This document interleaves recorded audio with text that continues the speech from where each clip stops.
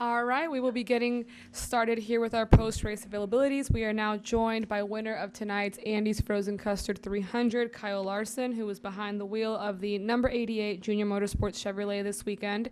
We will get right to questions, so if you have a question, please raise your hand. We'll start right up here with Reed Spencer.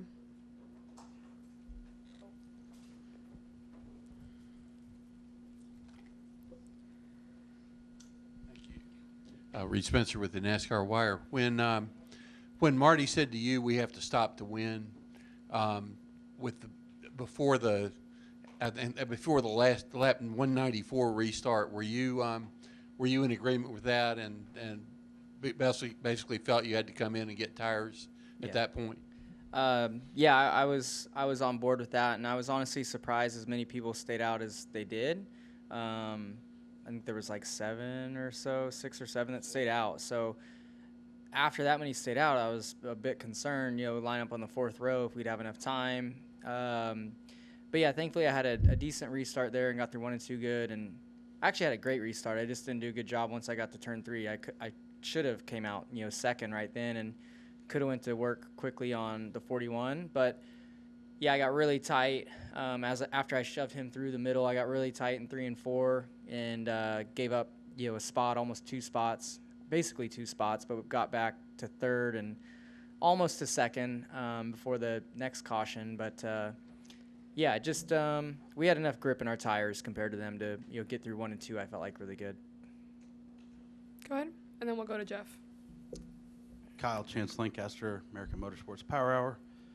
I was curious, it's kind of ironic that, Junior, during the Dale Jr. download, kind of called you out a little bit from your comments that you made with Kevin Harvick about you came out here to put on a clinic and prove to these guys that they're not quite ready yet, that, they got to beat the best to be the best. And it's funny, you came to Junior Motorsports car this weekend and did that. Do you feel like maybe some guys had a shot at you and raced you a little different this weekend now that it was your second time back after Bristol?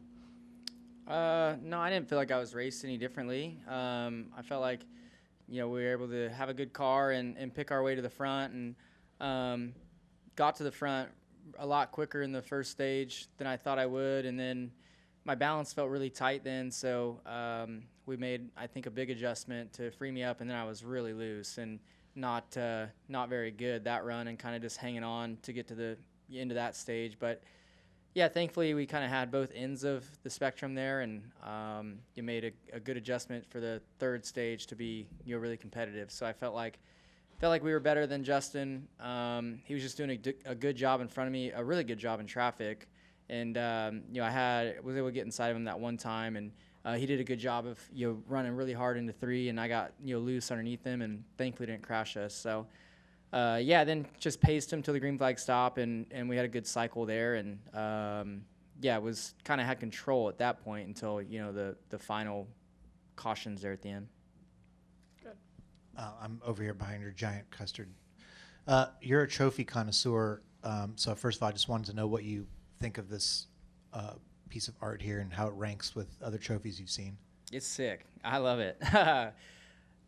They've had this trophy now for, I feel like, a handful of years, and I don't get to run Xfinity, so I'm like, dang, man, that'd be cool to win that trophy. But yeah, so I was once I found out, I think yesterday, that it was this trophy again. I was like extra pumped, and I really wanted to win. So it definitely added some motivation for sure to get the win today. I mean, it's not something you think about out on the track, but before the race, I for sure wanted to win this trophy today.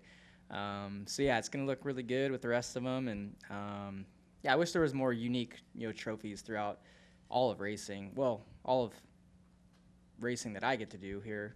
So yeah, this thing's got some thought to it and some cool meaning behind it. And the other thing I wanted to ask you is the track. It seems like it's wearing, but it's like not wearing in the sense that.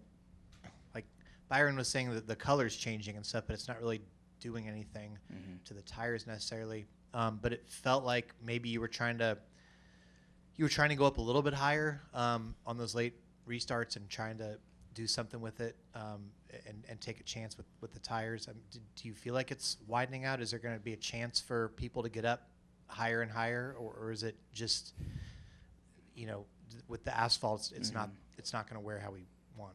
Yeah, no, I agree with what William said. I think like each time we come here, the color is lighter, but the grip in it and the lanes that we run have been the same, for the past, I don't know, 6 years at least, probably. 3 and 4, I feel like, it got pretty rough there early on after the repave, and it's kind of maintained. I don't think that the Cup cars are able to run as high as the Xfinity cars in 3 and 4, because like the higher you run over there, there's that one little bump, bigger bump, just past the center, and I feel like the Cup cars, it really, bumps kind of upset us a lot. We get into the stop, and that's why you see people crash over there often. So I don't think we'll move up as high as the Xfinity cars did today at that end, and then 1 and 2, we're all going to move up to above that whatever seam, whatever lane that is, and we'll kind of be stuck there. So yeah, it's the same Texas it's been for a while. So yeah, I don't know. I don't foresee it ever changing, to what it used to be. Do we have any other questions for Kyle? Let's go back there. Hi, Kyle. Sean Folsom with the podiumfinish.net. My question is, when you got the call to fill in for Connor this week, what was your approach, and then what info did you give the team stepping into the 88 car this week? Yeah, they reached out, Wednesday around lunchtime. I had a text from Marty to give him a call, and I haven't texted with Marty in years, so I figured,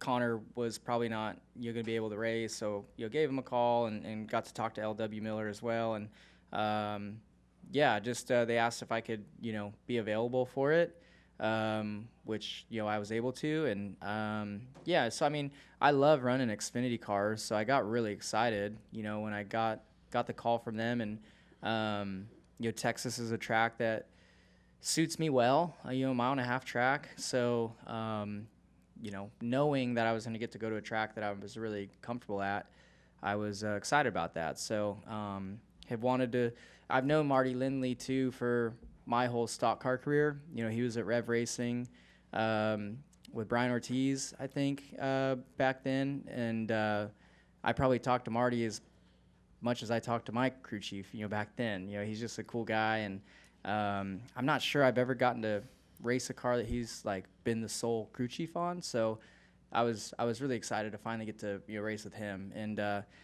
thankful to have a good day with him and get a win, and take some victory lane photos with him. Any other questions? All right, congratulations. Thanks for the time. Thanks.